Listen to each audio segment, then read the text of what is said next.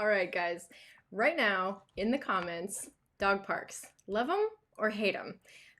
Dog parks seem to be really polarizing topics. People either love them or hate them.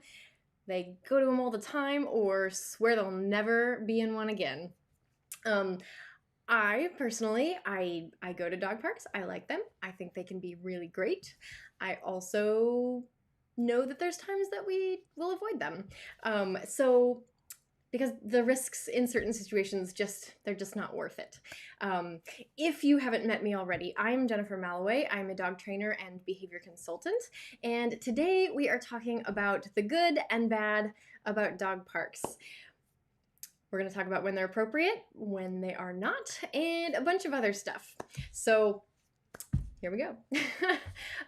For most of us, there really never seems to be enough places that we can take our dogs and just let them run free, off leash, without worry of them getting into trouble or putting themselves in danger. Hi, Diz. Welcome. Yeah, so dog parks can really fill the void there when we don't have other options, especially for those of us who live in cities where there just aren't a lot of wide open spaces where you don't run into other people or other dogs or other wildlife. That's where dog parks can be really nice. They offer our dogs a place to just be themselves and for you to just kind of be able to relax, right? Without constantly worrying about what if they run off, what if they get distracted. So, are you getting impatient already? I'm gonna have to pull up a chair for him. Yes. But dog parks, they are still shared spaces. And when it comes to sharing spaces, that means that we have to be considerate of others and also kind of just be aware of those who might not be being considerate of us and other park attendees, because those people can put you and or your dog at risk. And when things do go wrong at dog parks, they can be really nasty. So that's what we're talking about today, is when is it appropriate to spend time in the dog park? Is it right for your dog? Are all parks created equal? And things to look out for when you might want to just skedaddle. Did I just say skedaddle? I did. I'm not that old, I promise. Diz, do you pause? Here, actually, we'll invite you up here. Diz, do you pause? You can join for just a moment. And of course, when I say a moment, that means he's going to be bugging me for the rest of... No. Diz, do we need to get you a Kong or something? You're a very busybody today. So, I know, we're whiny already. Oh, so distracting. Okay, so let's start with a little personality quiz, right? If your dog were human, would they be more of the clubbing type or maybe a bookworm type, or possibly the intimate dinner party type when it comes to social interactions? What type of gatherings would your dog be into? Because when it comes to dog parks, they're really like the clubs of the dog world. They are kind of chaotic. They are usually attended by a bunch of different dogs who, for the most part, don't know each other. They mix and mingle. They're designed for very outgoing individuals. They are sometimes loud. There can be a lot of different play styles going on.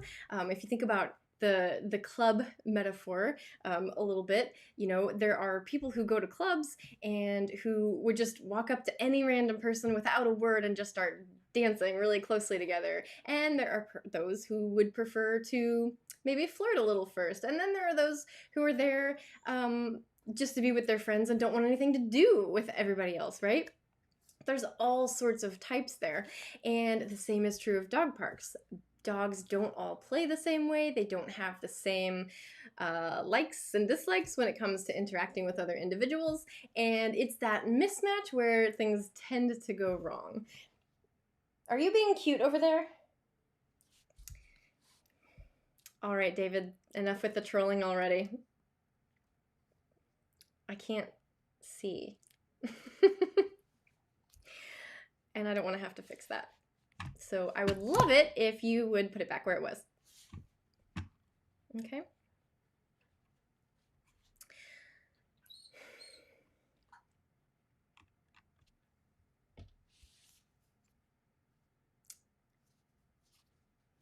Please.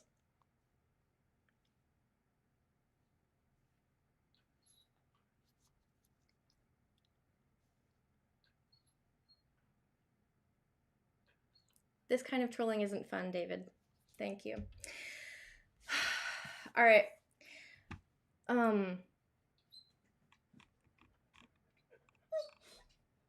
You want to go hang out with David? You guys can go be annoying together. How about that? Sound good? That sounds good. Okay, come on, bud.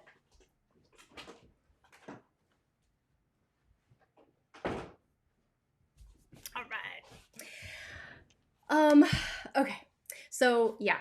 Dog parks are like the club. They can be kind of crazy, and they're just not for everyone. So, who are they for? Good candidates for dog parks are going to be dogs who are already very well socialized. They are going to have had a chance to develop really good dog-dog interpersonal play skills, good skills at resolving disputes on their own, and they get that from having really nice, very well cultivated early experiences from puppy on up. They are going to be able to adjust their play appropriately, depending on who they're playing with, right? Some dogs really like to play very rough and tumble, but if they encounter a dog who isn't into that, they're able to kind of adjust. That is your perfect dog park candidate. Also, they themselves need to be very highly motivated to seek out interactions with other dogs.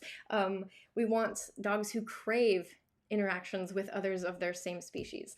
And it might sound surprising to a lot of people, but most dogs aren't actually that way. There are dogs who love to be around other dogs, and that sample is generally the dogs that we see out in public, because they're the dogs that are good out in public. They're the dogs that are good with other dogs. But most dogs are, at the very minimum, selective about who they want to interact with, and some of them are either completely asocial or actually dog aggressive.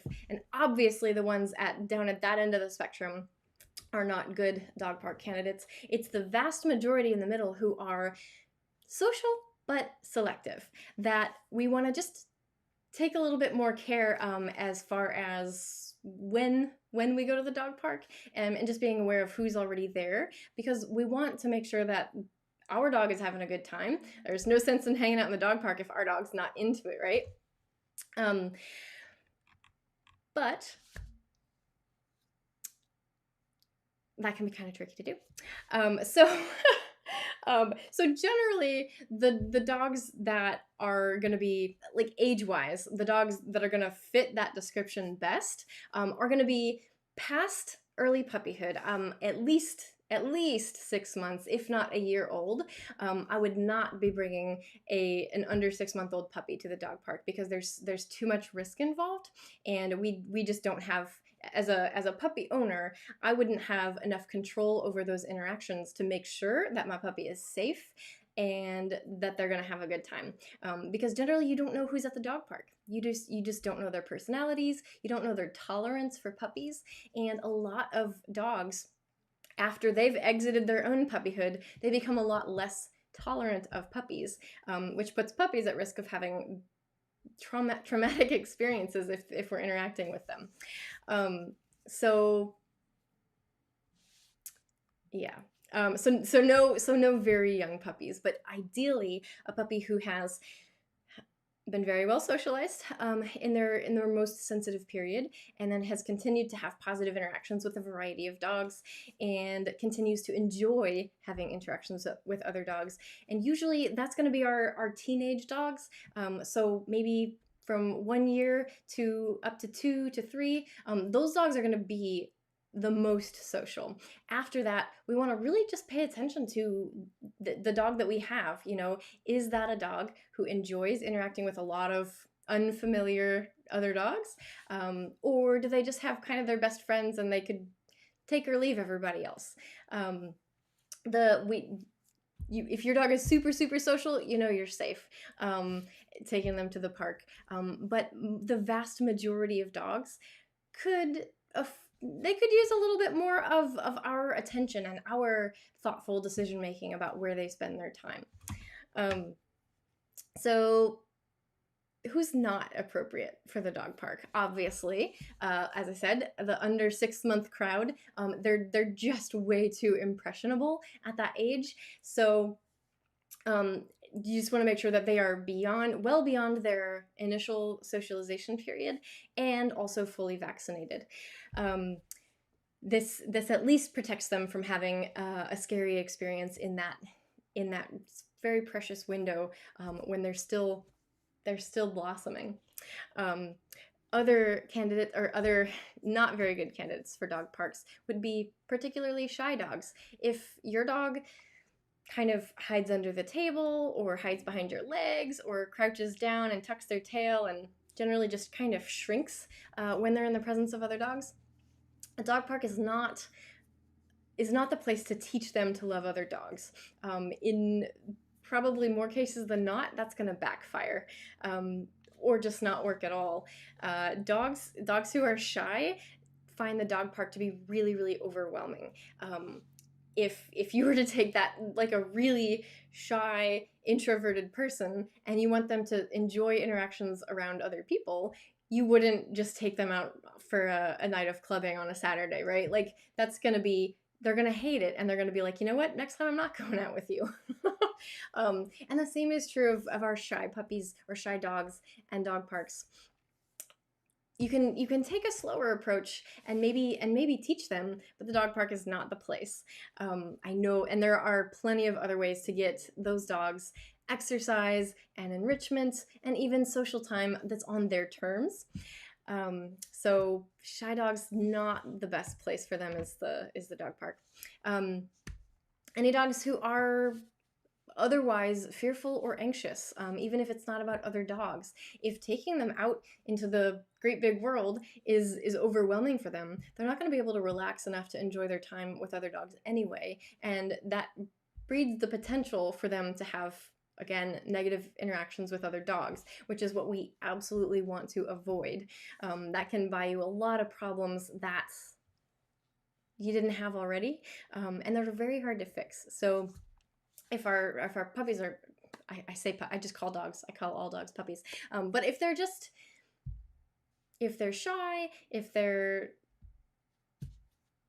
fearful or anxious at all, it might be a good idea to take another approach. On the opposite hand, are dogs who might be a little bit of bullies. There are such things as dogs who are bullies. It means that they might be able to play appropriately with a wide variety of dogs, but certain dogs they kind of pick on. Those dogs need, at the minimum, a lot more supervision in the dog parks, but if your dog is particularly guardy over certain resources, another thing to really be aware of if you're taking them to the dog park, because sometimes people do bring in toys and food. Food can cause some situations that we don't want to be in. Not to say that you shouldn't bring in food to the dog park, but if your dog is one who would aggressively defend food if they encountered it, just want to be either don't bring them or be very on top of, be very aware of if there's food and where your dog's at. And obviously, not a good candidate for the dog park is any dog who shows aggression where they might actually injure a person or a dog. For those dogs, just avoid the dog park altogether. It is not fair to everyone else attending, and it's really not fair to your dog too. It puts them in a situation where they could be at risk. So yeah, there are a lot of dogs out there for whom the dog park just isn't it's not the best time. And bringing your dog there, if they're not absolutely gung-ho about it, means that they're not going to have a good time. You may not have a good time if something bad happens. And if something bad happens, obviously the other park goers are also not going to have a good time. And I'm saying this lightly, not have a good time, because the reason that people have those, you know, on one end of the spectrum, the reason that people have those really negative feelings about the dog park, and the people who swear it off, they'll never go there, is because they may have had a really bad something happen there, right? Dogs get hurt, dogs get attacked, people also might get hurt or attacked at times. And it's, I mean, yes, those things can happen, but they're absolutely avoidable if we all kind of treat that shared space, and the other people who go there respectfully. And part of being respectful is determining if your dog's a good fit. Now, some dogs might not be exactly a good fit right away, but could with some extra help. And so if your dog is one who is not super confident, but is working on building confidence and sociability, that dog could absolutely be a good candidate for the dog park, but it might require a little bit of prior work before just throwing them in the deep end. Also, likewise, dogs who really enjoy playing, they really, really want to interact with other dogs, but they might just not have the best play skills just yet.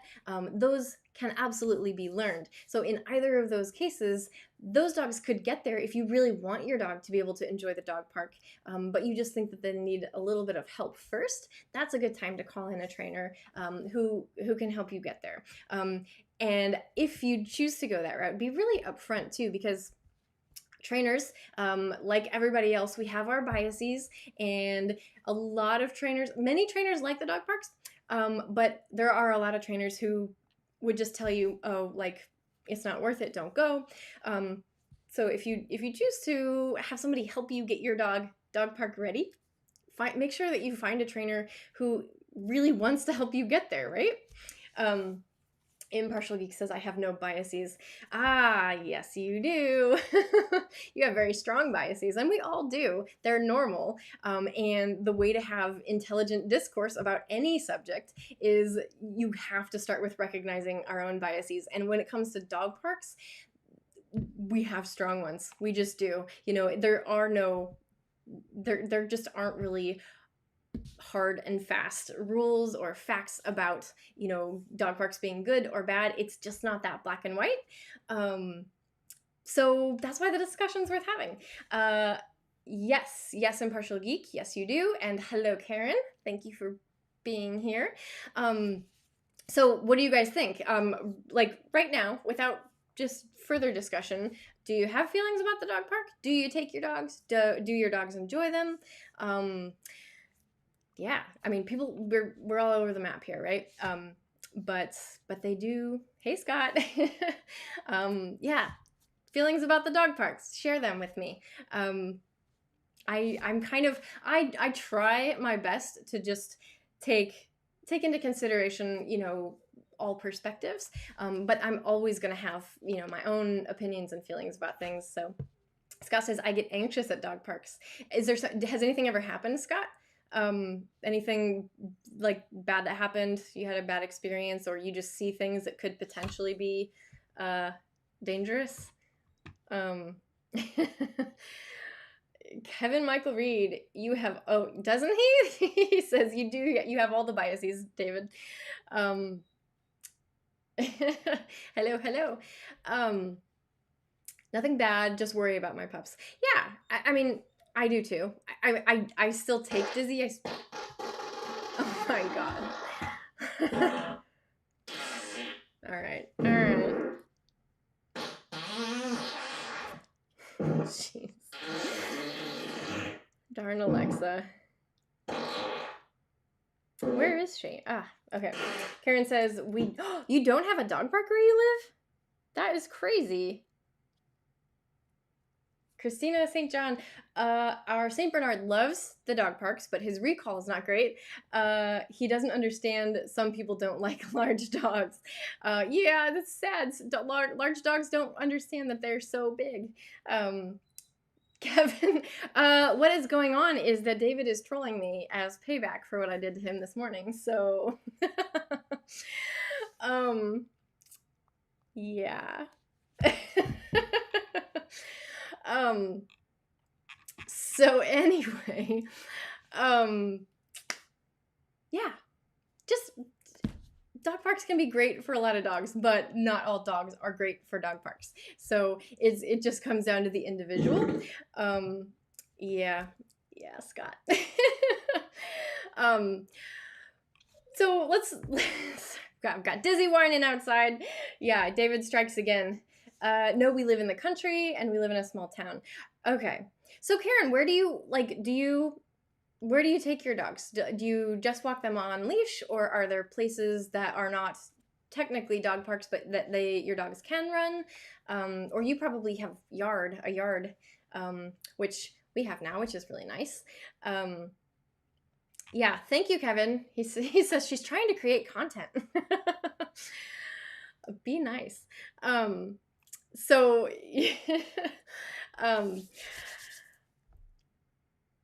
the advantages of the dog park are it's a short list, but they're big enough advantages that we want to use them. We want to use the dog parks, right? Dogs need off-leash time. Just for the vast majority of dogs, especially for dogs in that sweet spot of the ones who are most appropriate for dog parks, on-leash walks are just not going to cut it. Those dogs need a lot more physical exercise and a lot more mental exercise, and navigating social interactions is a very cognitive mental skill. It requires a lot on our dog's part to navigate social interactions, and so dog parks are really nice because they fill that need of social, cognitive, and physical exercise. So that's why they're so nice, and they remove all of the worry. Well, not all, but they remove a worry on our part of our dogs running off somewhere, right? Ideally, dog parks. Actually, this is a good point. Ideally, dog parks are fully fenced in. Not all dog parks are, though, which I just remembered one that we have been to a number of times that's mostly enclosed, but then there's just one completely open side, so you kind of just have to be very aware of what's happening. Karen says we have a big yard and they are running all the time. Yeah. As long as dogs have room to run and not just walk on leash, which some city dogs are subject to, it can be tricky. Kevin says, my dog was always afraid of the other dogs at the dog park. We used to go to the beach or to big parks or go for long walks together. Yeah, beaches can be great. We used to go to dog-friendly beaches, but there were so many dogs at our beaches that it was pretty much like a dog park. But yeah, dogs who are afraid of other dogs, not really nice to throw them into like just a big batch of other dogs. Scott says, my two dogs like the dog park, but they want to be next to me the entire time. Even when we go to the in-laws 30 acres, they stay by my side. That's nice to have dogs who just want to stick by you. Sometimes, though, it's like, just go have fun, right? It's like taking kids to the playground. You're like, just go play with your friends, right? But maybe they're not ready. Karen says, Candy will get in one of her playful moods where we play hide and seek. My husband gets a kick out of us playing. I love that kind of play. Dogs, they can be really... they're just the interactions between dogs and humans. I just love watching because it's so sweet when they have a very strong bond and a lot of trust. It's a beautiful thing. Like, it could make me cry in some cases. It's really nice. You don't see, like Scott said, where his dogs hang really close to him. I don't see, at least in my experience, I haven't seen as much of that. Like, people who take their dogs to the dog park, their dogs are like, bye, and and they're just, yeah. it's almost the opposite. It's hard to get them back. So yeah, they get the type of exercise that they need at dog parks, and many dogs crave that type of social interaction. Like access to the park or to other dogs can be really, really motivating factor for a lot of dogs, and you can use that in training. But that's not what we're talking about today. So those are the nice things about dog parks. The disadvantages are as follows. First of all, most dogs are not take-all-comers types. As I said in the beginning, you've got a smaller percentage of dogs who just would love to play with any dog, anytime, anywhere, it doesn't matter.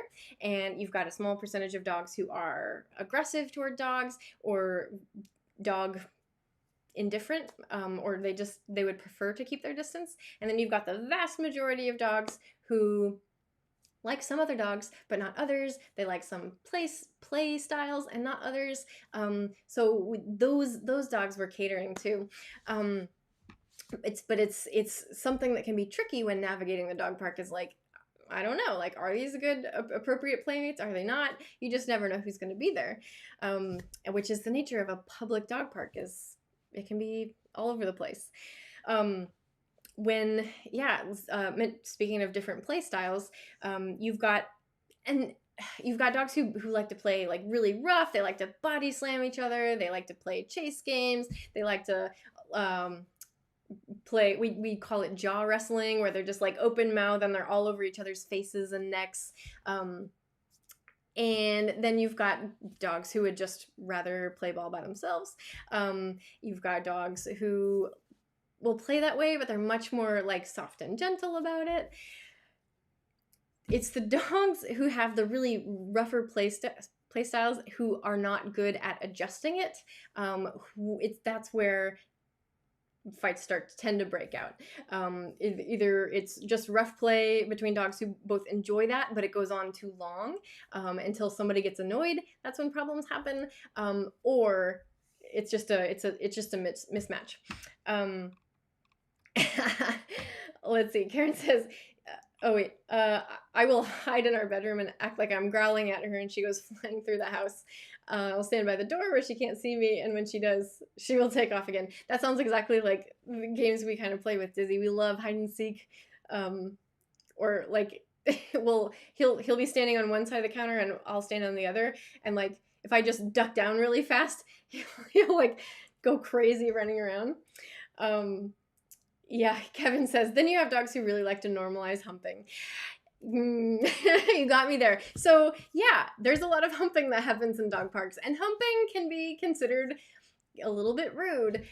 A bit of it is normal, but again, some dogs can kind of go overboard with it. So that's another thing that you just kind of want to keep your eye out for. It's nothing to get like upset about in the dog park unless someone's actually getting hurt or a dog's getting traumatized. But one thing to note about this is this is an opinion, this is a bias, but I'm going to say it because it happens to my dog a lot. But if a dog is humping your dog, I don't believe it's appropriate to physically remove that dog. I think that you can like get the owner to come over and help. I think that you can like encourage your dog to stand up for themselves using your voice, but I do not think it's appropriate to grab another, like a dog who's not yours, by the collar and forcibly remove them. Grimskull, yes, I hope you are too late for the troll parade. I hope the troll parade is over. But Nailbender says, I'm human and would like to normalize humping. Yeah, we're all about normalizing humping here. So yeah. Anyway, I'm curious though. Like, anybody have thoughts about that? Like, I don't know. Like maybe taking a hand on the dog's chest and kind of like encouraging them gently. But I've had people who like use their feet to try and knock my humping dog off of another dog, or like grab them by the collar aggressively. And I'm like, that is not okay. That's never okay. Christina says, humping, that's another thing I worry about because ours won't be neutered until June. Yeah. Okay. We're going to talk about good dog park etiquette, and that's going to be really, really relevant. But since we're on like who's appropriate candidates for dog park. You said he's not neutered until June. I'm assuming that means he is a male dog. Again, an opinion, a bias. I personally think that it is fine to bring unneutered males or unspayed females to dog parks as long as the females are not in heat. If you are bringing your female dog in heat out in public, especially to a dog park, you are asking for trouble, and also it's rude to everyone else there. That's not okay. But otherwise, unaltered dogs should be able to should be able to get the benefits of dog parks just like any other dog. The one thing that I've seen, and that it's good to be aware of, if you do have an unneutered male, is, again, be very aware of who else is in the dog park, because oftentimes unneutered males can become targets of aggression by neutered males. I don't know why this happens. I don't know if anybody knows why this happens, but sometimes it does. I believe that it just has to do with a lack of socialization. Neuter dogs just don't get exposed to unneutered males often enough, and it can be a trigger for aggression sometimes. It doesn't mean that unneutered males can't have great experiences with other males, but you want to be selective about your playmates. So it's good, Christina, that you're being cautious about that. So let's see. Other disadvantages. We talked about different play styles. We talked about there being bullies that exist. If it's not your dog, sometimes your dog can be the target. Unneutered males are one example. Christina says our dog park is being revamped, so we've been staying away. The one closest to us is also being revamped at the moment, which wasn't a problem because I was avoiding dog parks because my dog was being the bully.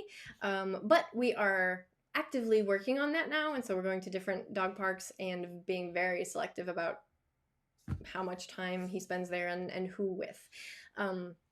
But some other things that can go wrong with dog parks are like those dogs who do guard resources. That can be, depending on how far your dog is willing to go, that can be something that we should normalize, or it could be a dog who just needs to avoid the dog park, right? A little, like a small growl, a snarl here and there, perfectly normal. That's not if you see that at the dog park, that's not a reason to like stare daggers at that owner or that dog. Like, that's perfectly normal dog behavior. It's when it becomes over the top or injurious that it is a problem. Other thing that I see a lot is barrier frustration. So with dog parks, a lot of times the perimeter, the barriers are see-through, and dogs who are coming in and out, they can see what's going on, and they either really, really want to get in there, which leads to dogs who the way that they're acting can look aggressive, and it just gets them really, really amped up.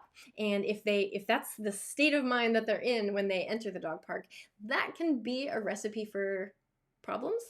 And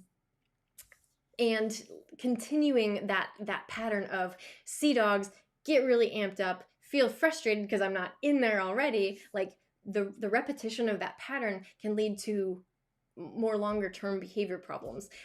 So it's a good idea to practice with your dog, maybe good manners as far as how to enter the dog park.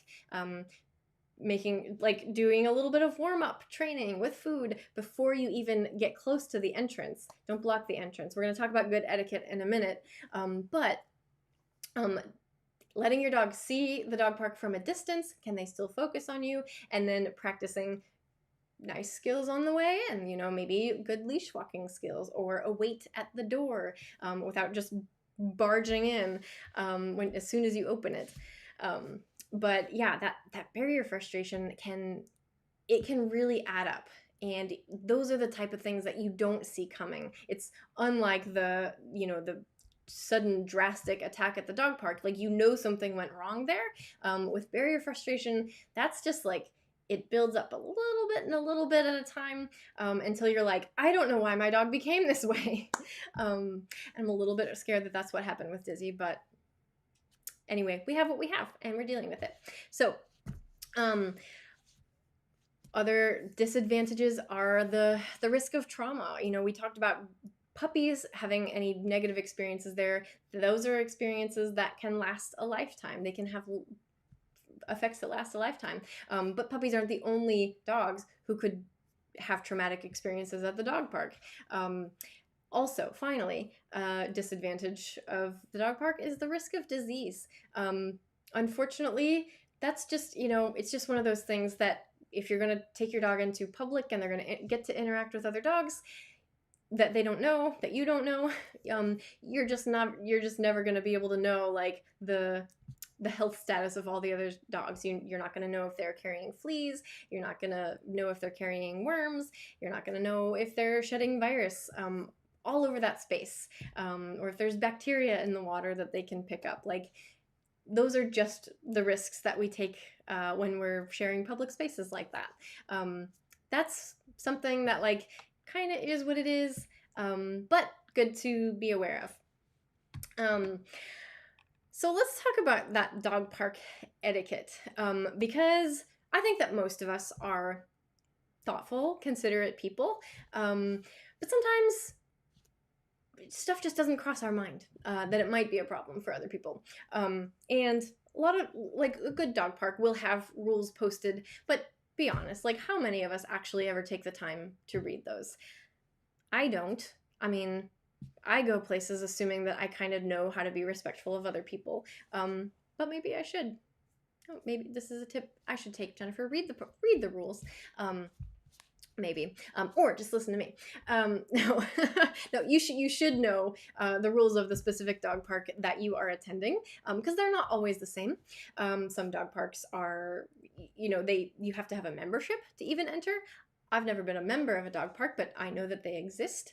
But anyway, it is the breaking of these rules, at least in my opinion, that kind of ruins it for everyone. It's the we can't have nice things.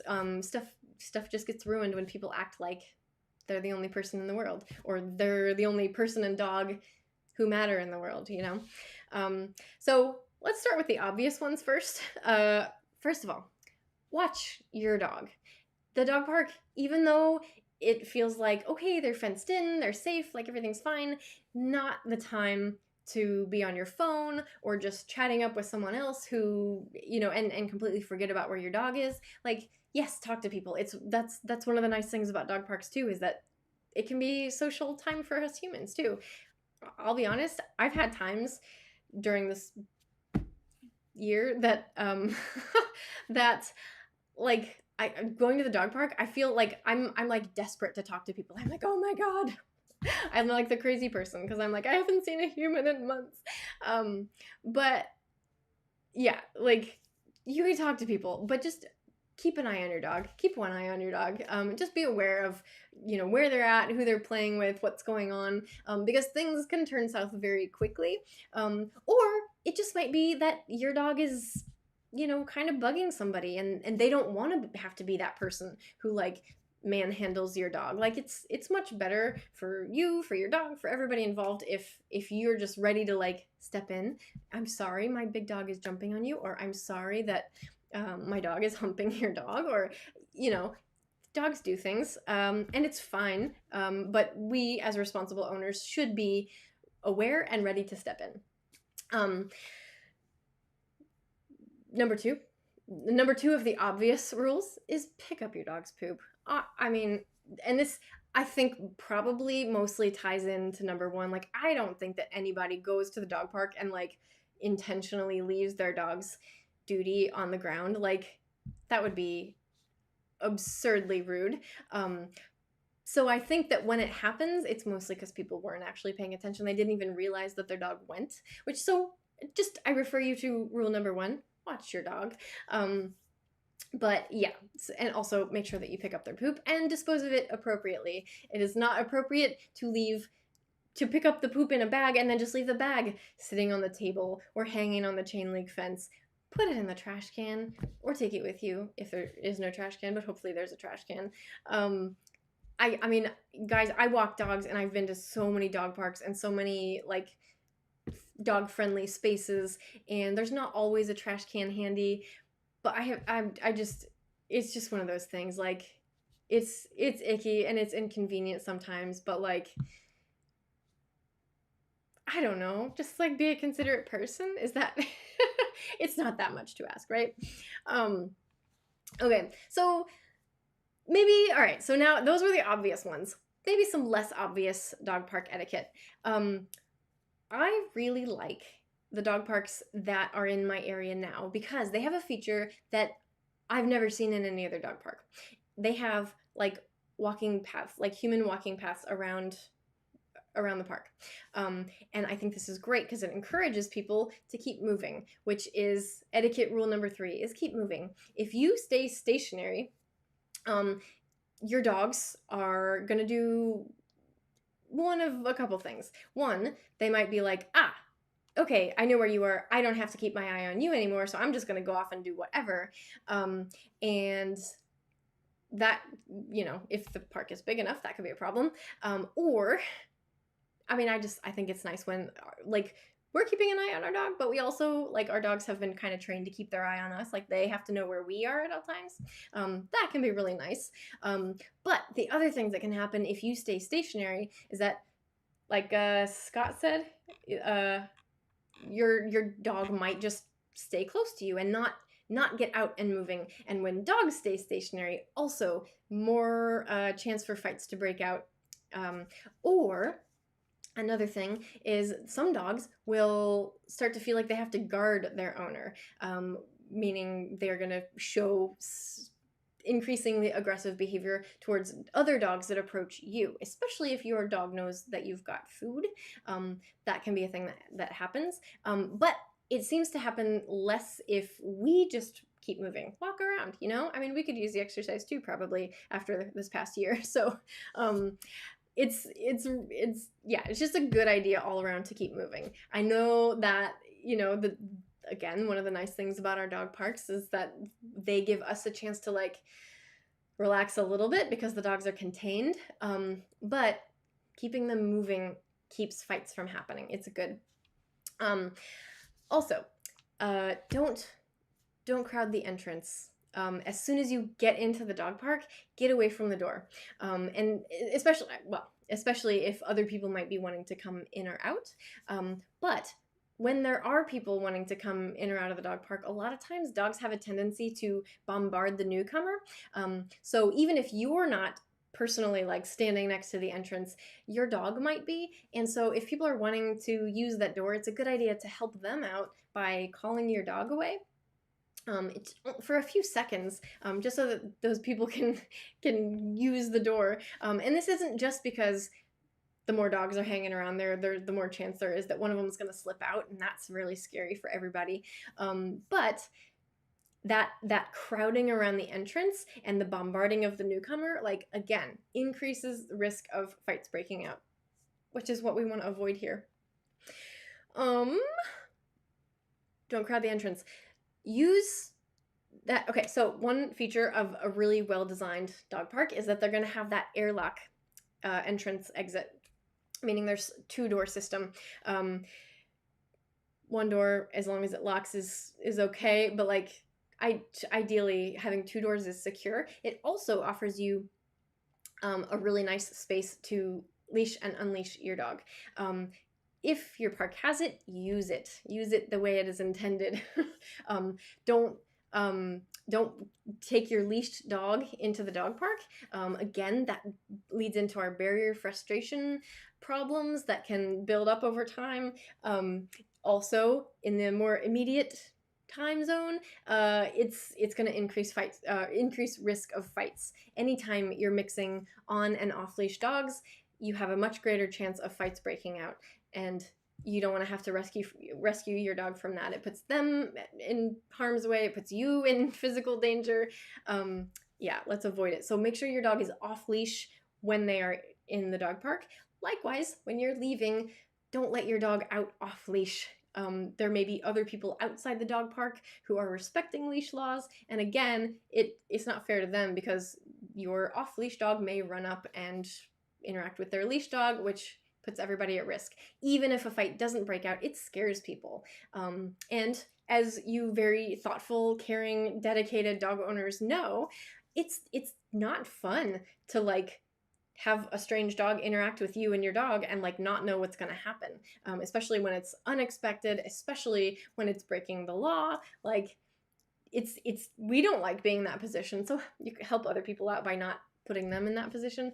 I know how annoying it can be sometimes to have your dog on leash. I know how inconvenient it can feel sometimes when you're like, I gotta leash you up. I mean, the car's right there. It's only like 20 feet away. Like we can, there's not going to be a problem. I know how inconvenient that can feel sometimes. But do it for the safety of everybody involved. This is just good, responsible dog ownership. So, speaking of entering and exiting the dog park, this is one that may help. I said that dogs tend to crowd the entrance as new dogs are coming in. So if you are the new dog coming in, choose a time to enter when the dogs are kind of distracted, that nobody's hanging out by the entrance. If it's only 1 or 2 dogs and the owners are right there, I mean, you can even like yell out to them like, hey, would you mind like pulling your dogs away for just a second as we come in? Get them to help you. It's a good idea to communicate with other people at the dog park.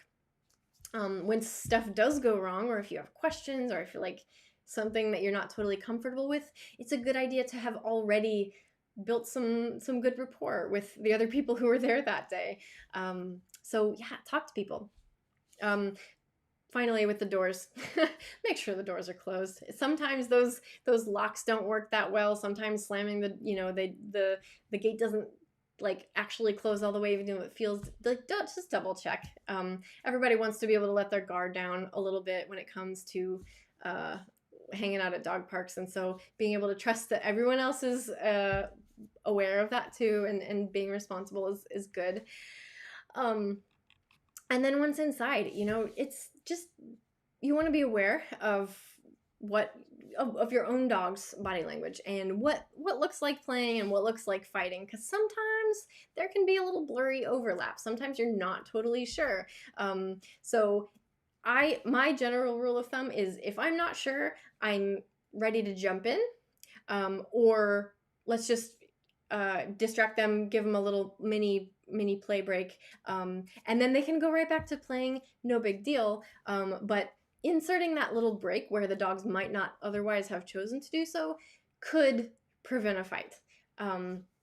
It's never a bad idea to just call your dog over, give them a little break from the action, and let them go right back to it. In fact, that could help your recall if you're working on training a really good recall. That practicing recalls in the during your time at the dog park, not at the end, but from the time you get there and until,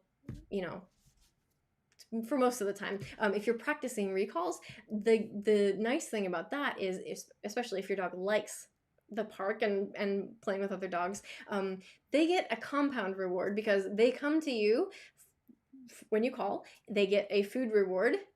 I know that they do. And they get also the opportunity to go back to play. So that just teaches them that coming is always a good idea.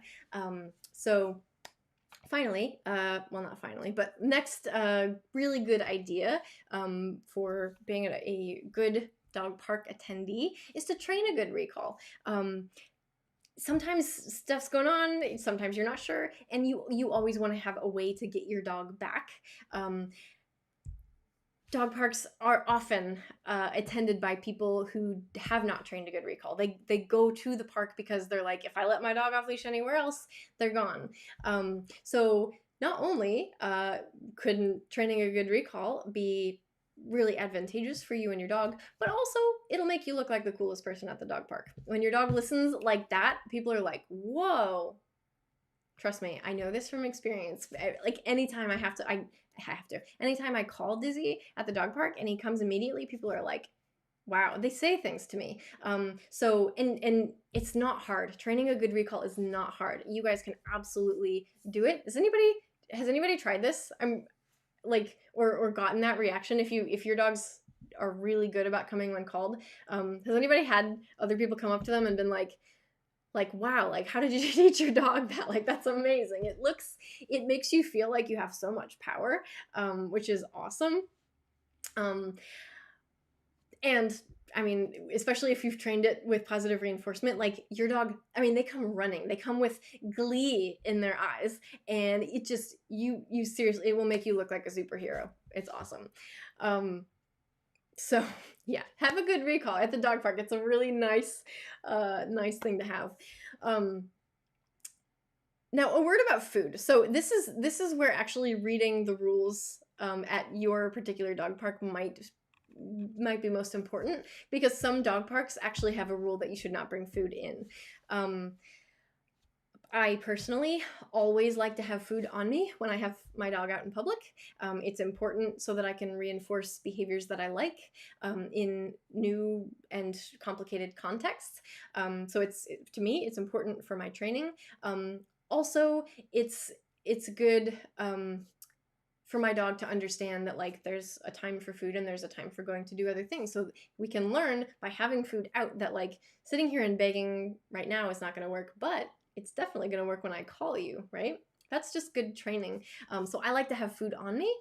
Also, if something bad did happen, having food on my person and being able to just give it to my dog at a moment's notice is a good way to kind of counteract the emotional baggage that might get attached to certain places or experiences otherwise. So if my dog, say, got attacked, we could leave.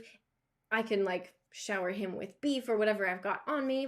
And yes, like it's going to be icky. He might have negative feelings about that dog, but he's not going to feel as badly about it if I made a party afterwards, So I like to have food on me always for those reasons.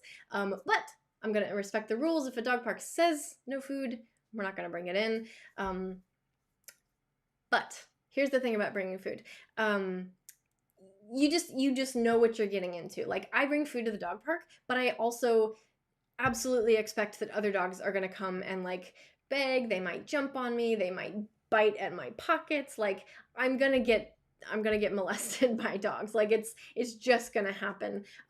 And owners, they might be embarrassed and they apologize for the dogs. And sometimes they, because they're being very considerate and aware, which is awesome. And I just try and reassure them, like, I get it, this happens, but if you just wait a few seconds, usually it's not more than 10 seconds, most dogs will just be like, okay, this isn't working, and they'll go on their merry way. It's not a big deal.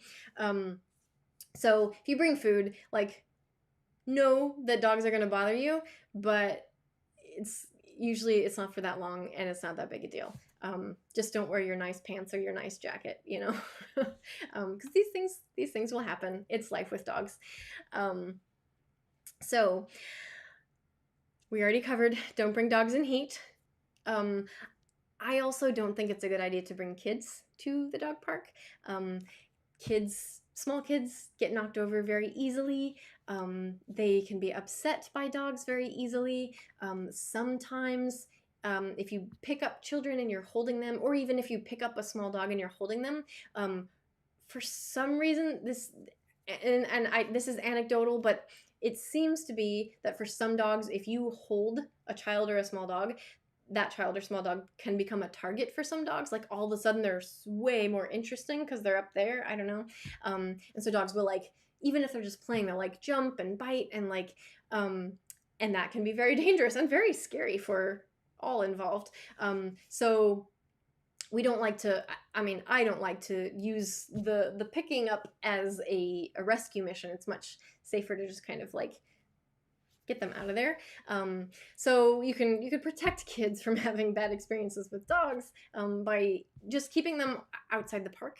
It's really like, I mean, kids love to watch, but it's much safer for them to be outside the dog park. If they're young. I mean, I'm not a parent, and if you've got kids, you know, you'll be the best judge of what's appropriate there. But I have seen things kind of go wrong, and I hate to think that, like, I hate to think of kids, you know, being scared of dogs for life, because dogs can be really lovely. We all know that. Finally, gosh, I have a lot of dog park etiquette rules, but like, there's a lot to think about. Don't pet jumping dogs. There will be very, very overly friendly dogs who want to come say hi to you and jump on you, and you will do those owners a very big favor if you wait to pet them until their paws are on the floor. This is my personal request, like, don't pet jumping dogs. And finally, like, I think I already kind of touched on this one, but like, don't judge too quickly, either other dogs or other people. Like, so this is why it's a good idea to kind of like just chat with people in a nice way, if you like that. I mean, otherwise just kind of steer away from them. But like, yeah, like sometimes dogs will do things that we don't understand or we're scared of, and getting information from other owners can sometimes be helpful in preventing escalation among the humans, which I would like to see more of. Anyway, so yeah, if you do choose to bring your dog out there, just some things to look out for to keep your dog safe are, before you enter, like, check out the play style of the other dogs. Does it match what your dog can handle? If so, proceed. But do continue to keep an eye out as new dogs enter and dogs leave. If it's overly rough, maybe kind of, like I said, keep moving, walk around, have your dog, or encourage your dog to play with dogs that match their play style. Sometimes your encouragement can help there. I also think it's a really good idea, personally, to avoid letting your dog play with dogs who are wearing shock or prong collars. This is for your dog's safety, because some things that can happen are, if that owner plans to use a shock collar in the dog park, that can just any tool that causes dogs pain can sometimes cause redirected aggression, meaning if that dog gets shocked while they're playing with your dog, for whatever reason, say the owner called them and they didn't come, they get shocked, that dog bites your dog. Didn't have to happen. So I'm not gonna like talk to that owner about why they shouldn't have their dog in a shock collar to begin with. I'm just gonna like not let my dog play with that dog. Same with prong collars. Only the risk here is that like, especially if they're kind of the wrestling type and they like to jaw wrestle, dogs' mouths have gotten stuck under those collars, which puts your dog at risk of injury, as well as that dog, as well as they're both going to be scared and freaking out and, you know, potentially cause even more damage. So actually, the more equipment a dog is wearing, the higher the risk of freak accidents like this. I mean, even just a flat buckle collar, dogs have gotten their jaws stuck under there and twisted, and the dog wearing the collar can get choked. So as a general rule, the more equipment your dog is wearing, the higher the risk of weird accidents happening, which can be fatal, or at least scary. So I like to have my dog wear as little as possible, but if a dog, like, I pay attention to what other dogs are wearing in the park, and if they're wearing a lot of stuff, like, I'm just like, hey buddy, we'll go play with some other people, like, no big deal. Like, I don't make a scene about it, but that's one way of me protecting my dog. So yeah, you guys, you seem to be a very dog park savvy bunch, maybe even dog park hesitant, I I might call you. But but yeah, anybody else who sees this, could give you some interesting things to think about. Finally, I touched on, um, what makes a good dog park design is we really want to have that airlock style, the double door entrance and exit. Also a good idea if they have more than one entrance exit, because people trying to come in and out, people are not always considerate, and you just don't want to have more than one dog human team using the doors at any one time.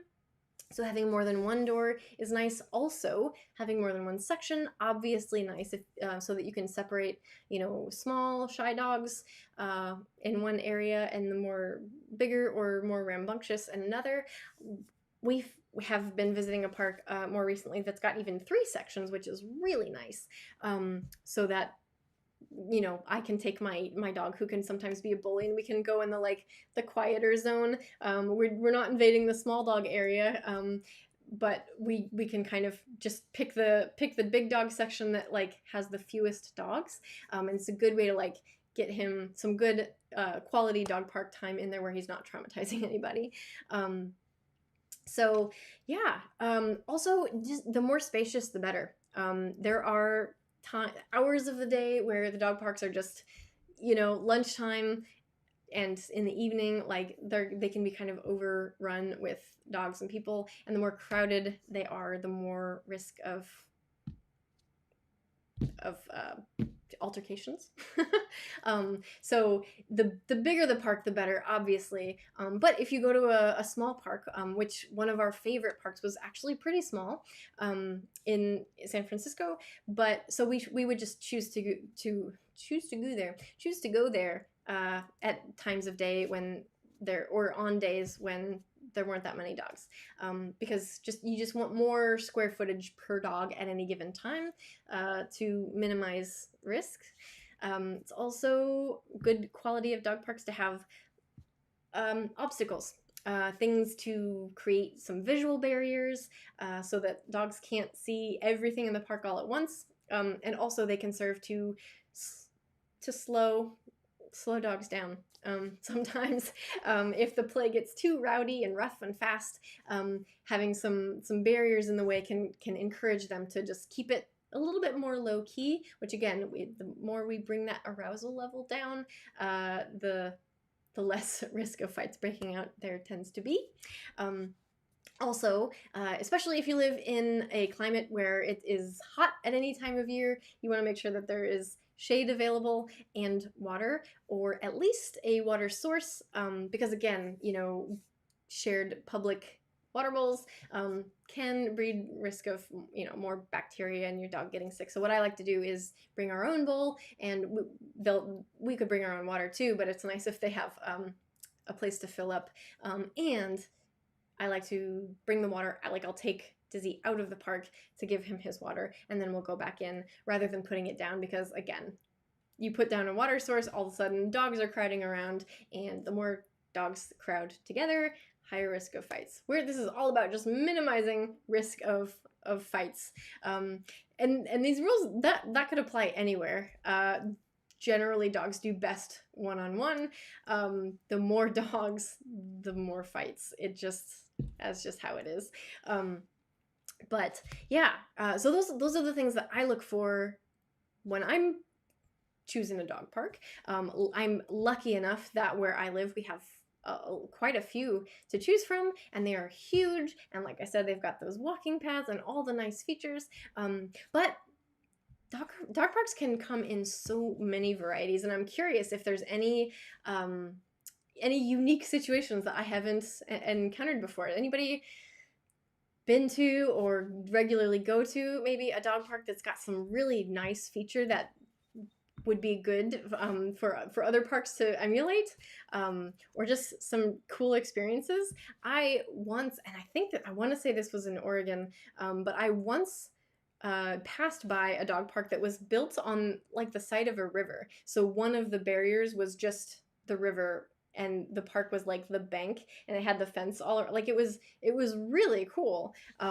Hopefully dogs don't just jump in there, but I was like, that's different. I've never seen a dog park like that before.